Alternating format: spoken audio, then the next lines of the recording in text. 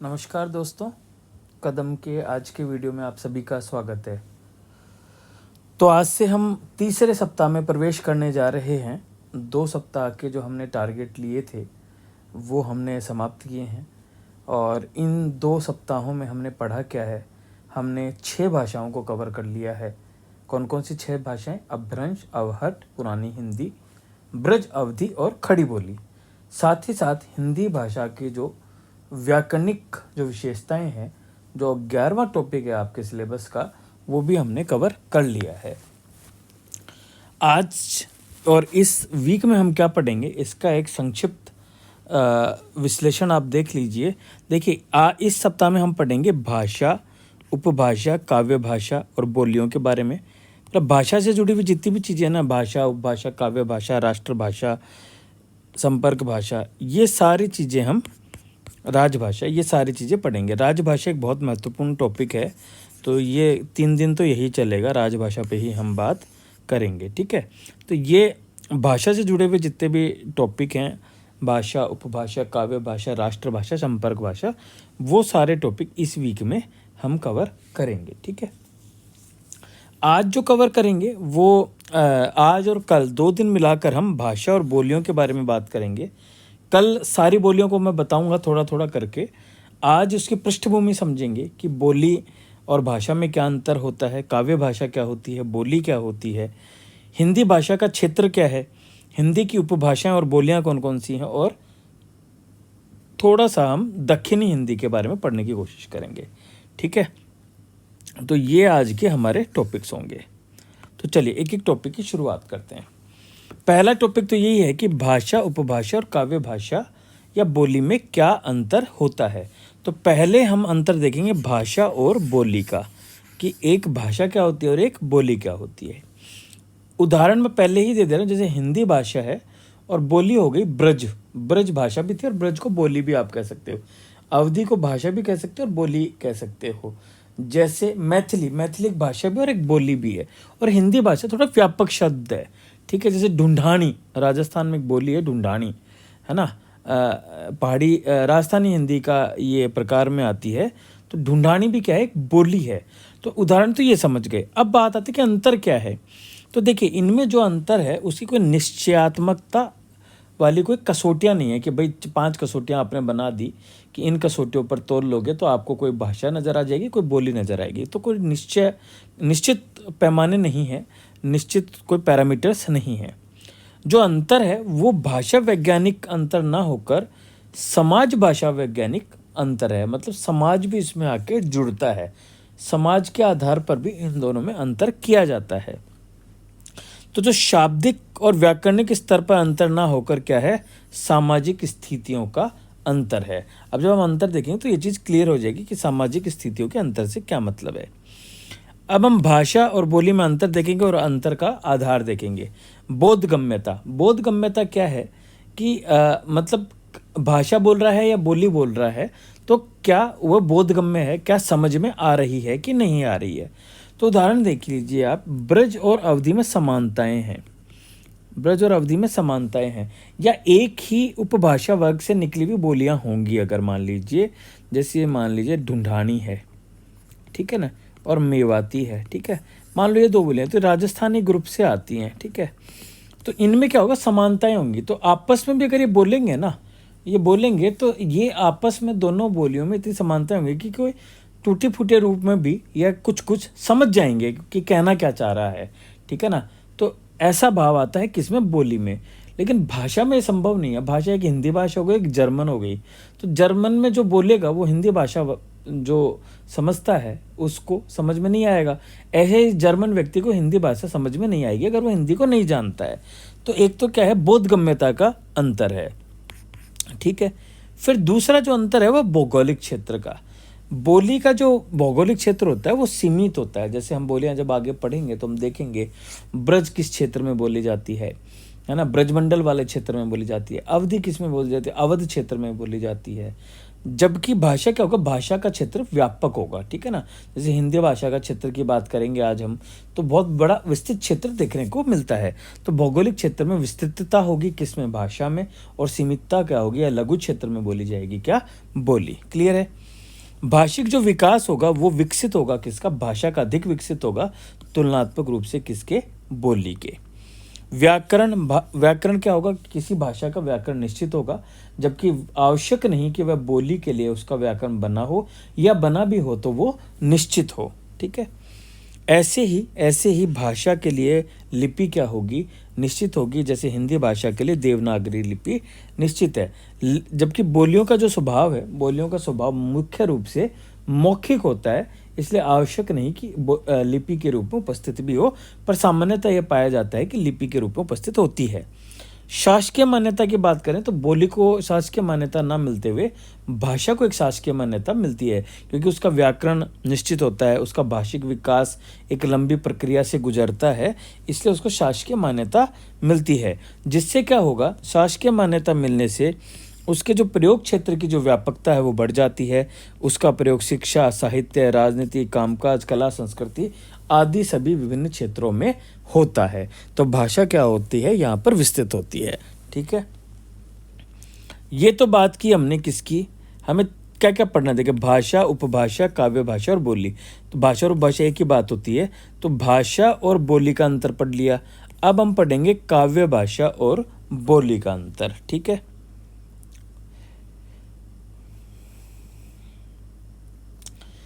अब देखिए काव्य भाषा और बोली में क्या अंतर? बोली तो मतलब जो बोली जा रही है, ठीक है ना, किसी क्षेत्र में बोली जाने वाली मौखिक रूप से आपसी संवाद के लिए जिसका प्रयोग किया जा रहा है वो बोली है।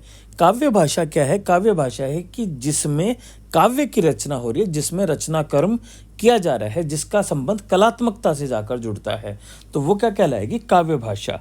जैसे सूर द्वारा रचित काव्य वो आएगा किसमें? उन्होंने जो काव्य में जिस भाषा का प्रयोग किया है उसे काव्य भाषा कहा जाएगा। तो कई बार देखने को मिलता है कि काव्य भाषा होती है वो कई बोलियों का सम्मिश्रण देखने को मिलता है। इस कोई किसी एक विशेष बोली से संबंध ना रखते हुए विभिन्न बोलियों के सम्मिश्रण से काव्य भाषा का प्रयोग किया जाता है। जैसे कबीर की भाषा को पंचमेल खिचड़ी कहा जाता है, क्योंकि इसमें 5 भाषाओं के शब्दों का मेल देखने को मिलता है। तो काव्य भाषा उनकी क्या होगी? कई बोलियों का सम्मिश्रण कहा जा सकता है। दूसरा, जो बोली होती है वो सामाजिक संरचना होती है। क्या होती है? एक समाज का एक ग्रुप होगा, एक वर्ग होगा जो उस बोली को बोलेगा। जबकि काव्य भाषा का संबंध किससे? व्यक्तिकता से है। एक व्यक्ति जो काव्य कर्म कर रहा है उसका संबंध किससे है? उसका काव्य भाषा से संबंध है। वो किस तरीके की भाषा का प्रयोग करता है वो उसका निजी अनुभव हो सकता है या निजी निर्णय हो सकता है। इसलिए काव्य भाषा का संबंध जाके जुड़ेगा किससे? व्यक्तिकता से। जबकि बोली का संबंध जुड़ेगा किससे? समाज से, ठीक है। बोली होगी हमेशा सामाजिक भाषिक विधान में, जबकि काव्य भाषा क्या हो सकती है? कृत्रिम हो सकती है, अपने हिसाब से बनाई हुई भाषा भी हो सकती है, ठीक है ना। जैसे मान लीजिए रीतिकाल की हम बात करें तो जो चमत्कार पैदा करने के लिए जो भाषा का प्रयोग किया गया था वो काफ़ी कई जो विद्वान हैं, कई जो आलोचक हैं उन्होंने उसे कृत्रिम भाषा भी कहा था। तो काव्य भाषा के लिए ये शब्द का प्रयोग हो सकता है, लेकिन कभी भी ये बोली के लिए नहीं होगा, क्योंकि बोली में क्या होगी? स्वाभाविकता होगी, ठीक है। फिर एक ही बोली में कई काव्य भाषाओं का अंतर आ सकता है, बिल्कुल आ सकता है। जैसे देखिए आधुनिक काल में खड़ी बोली का प्रयोग किया गया, और काव्य शैली में देखेंगे तो ये उदाहरण देखिए, कामायनी, राम की शक्ति पूजा और कुकुरमुत्ता, तीनों की काव्य शैलियाँ एकदम अलग हैं, ठीक है ना। राम की शक्ति पूजा निराला जी ने लिखी है, उन्होंने अलग तरीके से लिखा है। वहीं निराला जी ने ही कुकुरमुत्ता भी लिखी है, लेकिन काव्य शैली में बहुत अंतर देखने को मिलता है। तो एक ही बोली में लिखने के बावजूद भी काव्य भाषाओं में अंतर देखने को मिल सकता है। फिर है कभी कभी ऐसा होता है कि एक का अस्तित्व होता है किंतु दूसरे का अस्तित्व समाप्त हो जाता है। जैसे ब्रज और अवधि बोलियों के स्तर पर आज भी मौजूद है, ब्रजमंडल में भी बोली जाती है, अवधि भी बोली जाती है, लेकिन रचना कर्म अब बंद कर दिया है, इसलिए काव्य भाषा से ये क्या हो गई है? बाहर हो गई है। इसका मतलब बोली के स्तर पर उपस्थित है, लेकिन काव्य भाषा से क्या हो गई है, बाहर हो गई है। ठीक है। फिर है एक पॉइंट और आता है कि कभी कभी अंतर होते भी हैं बोली और काव्य भाषा में, कभी कभी दोनों एक ही हो जाते हैं। जैसे सूफियों की जो अवधि है वो क्या है, बिल्कुल बोली जैसी है, लोक प्रचलित शब्दों का प्रयोग है, मुहावरों का प्रयोग है, लोकोक्तियों का प्रयोग है। तो ऐसे बोली और काव्य भाषा में अंतर ही नहीं रह जाता है। जबकि ऐसा भी हो सकता है कि भाषा लोक बोली से बिल्कुल अलग हो, जैसे कामायनी की भाषा। कामायनी की संस्कृत निष्ठ तत्समय रूपी भाषा है जो लोक से थोड़ा जुड़ी हुई नहीं है, इसलिए उसे ये कहा जा सकता है, उसका उदाहरण इस रूप में दे सकते हो कि वह बोली से अलग है। ठीक है। तो मोटे मोटे हमने ये पॉइंट समझे और इससे ये समझने की कोशिश की, एक तो भाषा और बोली का अंतर समझा और काव्य भाषा और बोली का अंतर हमने समझ लिया। ठीक है। अगला जो टॉपिक है वो है हिंदी भाषा का क्षेत्र। हिंदी भाषा के क्षेत्र से तात्पर्य है कि हिंदी भाषा के प्रयोग का भौगोलिक विस्तार क्या है। हिंदी के प्रयोग का भौगोलिक विस्तार क्या है, किन भौगोलिक क्षेत्रों में हिंदी फैली हुई है, यह हिंदी भाषा का क्षेत्र कहलाता है। तो इसको हम 4 डायमेंशंस में देखेंगे। पहले में उस क्षेत्र को देखेंगे जो लिख भी सकते हैं, बोल भी सकते हैं, समझ भी सकते हैं। तो उत्तर भारत के लगभग 10 राज्य हैं जहां पर बोलने, लिखने और समझने में हिंदी का प्रयोग किया जाता है। इन्हें हिंदी प्रदेश के नाम से जाना जाता है। दिल्ली, यूपी, एमपी, राजस्थान, बिहार, झारखंड, छत्तीसगढ़, हरियाणा, हिमाचल प्रदेश और उत्तराखंड, ये उन 10 राज्यों में आते हैं जहाँ पर बोलने, लिखने और समझने में कोई कठिनाई महसूस नहीं होती है। दूसरा वो क्षेत्र आएगा जिसमें बोलचाल में तो प्रयुक्त होती है ना, बोलचाल में प्रयुक्त नहीं होगी, वहाँ पे अपनी बोली बोली जाएगी, परंतु समझ सकते हैं वो। जैसे पंजाबी से आप हिंदी में बात कीजिए, पंजाबी जो लोग हैं वो समझ जाएंगे आपकी, बोलेंगे पंजाबी में, लेकिन वो समझ जाते हैं। ऐसे ही गुजरात वाला क्षेत्र, महाराष्ट्र में मराठी बोलते हैं लेकिन हिंदी समझते हैं। बंगाल में हिंदी समझी जाती है। उड़ीसा और असम, ये वो क्षेत्र हैं जहाँ पर हिंदी समझी जाती है लेकिन बोलने में प्रयुक्त नहीं होती है। फिर एक वो क्षेत्र है जो भारत से बाहर है, वहाँ पर प्राथमिक या द्वितीयक भाषा के रूप में हिंदी को मान्यता प्राप्त है। जैसे Nepal, Mauritius, Fiji, Trinidad Tobago, यहाँ पे शासकीय रूप में भी, सरकार से भी हिंदी को मान्यता प्राप्त है। प्राथमिक भाषा के रूप में भी हो सकता है या द्वितीयक भाषा के रूप में भी हो सकता है। फिर कुछ क्षेत्र ऐसे हो सकते हैं जहाँ न तो हिंदी समझी जाती है न बोली जाती है। तो ऐसे क्षेत्रों में ये हो सकता है कि भाषा के रूप में पढ़ाने लिखाने के लिए, समझाने के लिए एक विषय के रूप में मान्यता प्राप्त हो और वहाँ पर हिंदी को पढ़ाया लिखाया जाए। तो ये हो सकता है, जैसे अमेरिका, इंग्लैंड, जर्मनी, अफ्रीका, रूस, इनमें ऐसा हो सकता है। तो ये हिंदी का क्या है, भाषा का क्षेत्र। अगर इस पे सवाल आता है तो आपको इन डायमेंशंस को कवर करना है। ठीक है। अब क्या है, उपभाषाओं का विकास भाषा से हुआ है, अपभ्रंश से विभिन्न उपभाषाओं का विकास हुआ है। अपभ्रंश इनकी सबके केंद्र में है और कुछ उपभाषाओं का विकास हुआ है जिनसे बोलियों का विकास हुआ है।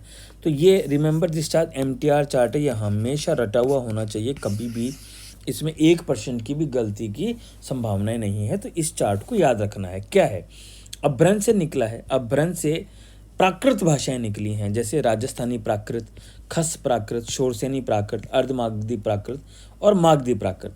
उनसे उपभाषाएं निकली हैं, उनसे प्राकृत से अपभ्रंश निकला है, उन्हीं का संदर्भित, और उससे उन भाषाएं उपभाषाएं निकली हैं। तो अब क्या, अपने को ये बस चार्ट समझ ले, लेकिन फोकस हमें जो करना है वो करना है इन पे।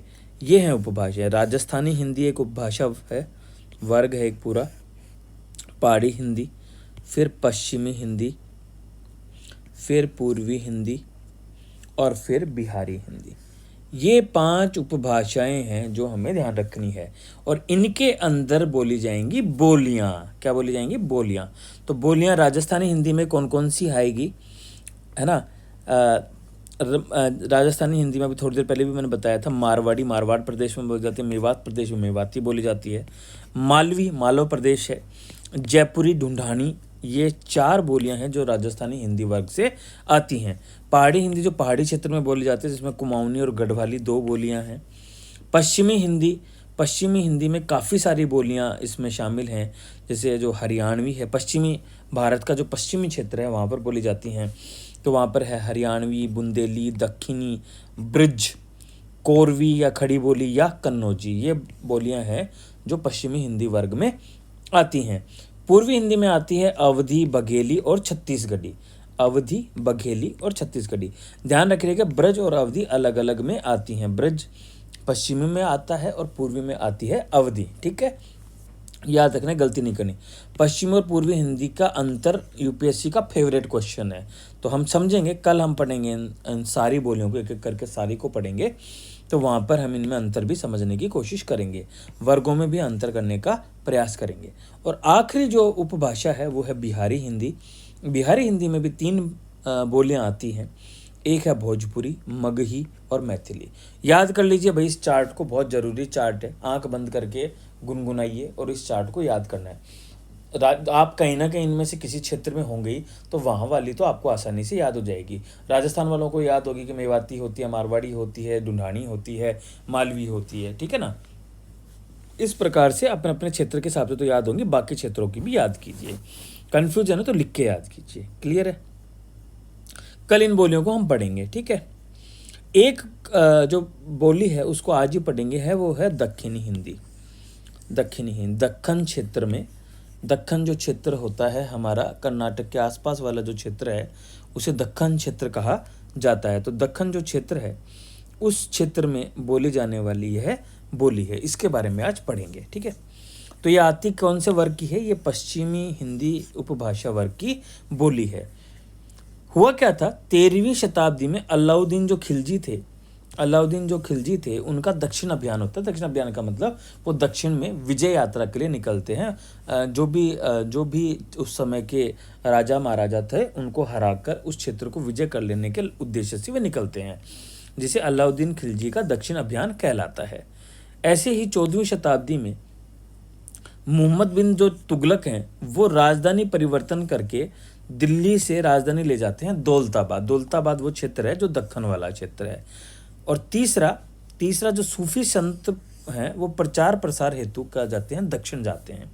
कहने का मतलब ये है कि एक उत्तर में जो लोग थे वो दक्षिण में जाते हैं, उनका प्रस्थान होता है दक्षिण में। अब अगर वो जाएंगे तो साथ साथ अपनी भाषा को भी लेके जाएंगे और वहाँ पर ऑलरेडी कोई भाषाएं प्रचलन में होंगी, तो इन दोनों भाषाओं के संयोग से एक तीसरी भाषा का विकास हुआ जिसे कहा गया दक्षिणी हिंदी। बात समझ में आई? उत्तर भारत से लोग पहुँचे दक्षिण भारत, और दक्षिण भारत में ऑलरेडी भाषाएं थी। दक्षिण पूरा भारत नहीं, दक्षिण से थोड़ा ऊपर वाला क्षेत्र मान सकते हैं। और इन दोनों से हैदराबाद वाला जो क्षेत्र है उस क्षेत्र में बोली जाती है, तो वहाँ पर इन दोनों के संयोग से जो भाषा बनी उसे कहा गया दक्षिणी हिंदी।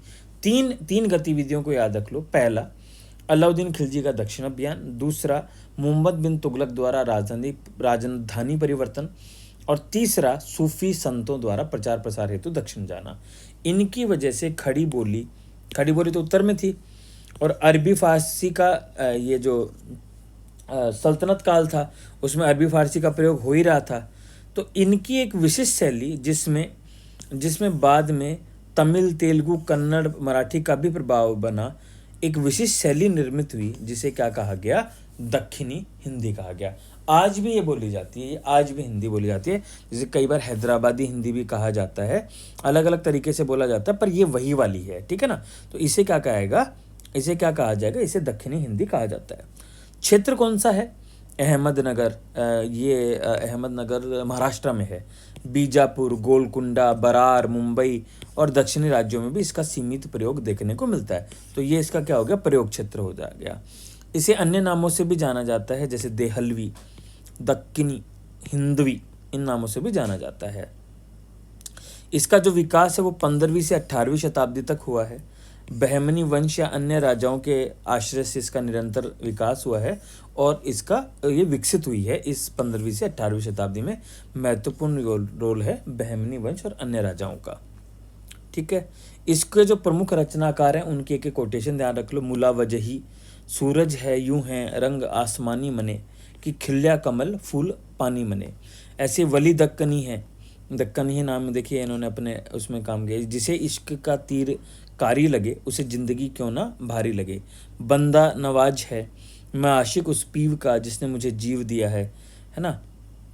इन्होंने तो उद्धरण में भी लिखा है कि हम लोग फारसी की जगह हिंदवी इसलिए अपनाते हैं क्योंकि ये है ज़्यादा नरम व रसीली है। तो इसका विकास की जो परिस्थितियाँ थी वो मैंने आपको बताई। विकास के बाद में ये किस क्षेत्र में बोली जाती है, प्रयोग क्षेत्र मैंने आपको बताया, इसके अन्य नाम बताए, किससे संरक्षण प्राप्त हुआ ये बताया, और प्रमुख रचनाकारों का एक एक उदाहरण मैंने शामिल कर लिया। आप अपने हिसाब से और भी शामिल कर सकते हैं। ठीक है, अब इसकी हम बात करेंगे शॉर्ट में, व्याकरणिक विशेषताएं देख लेंगे।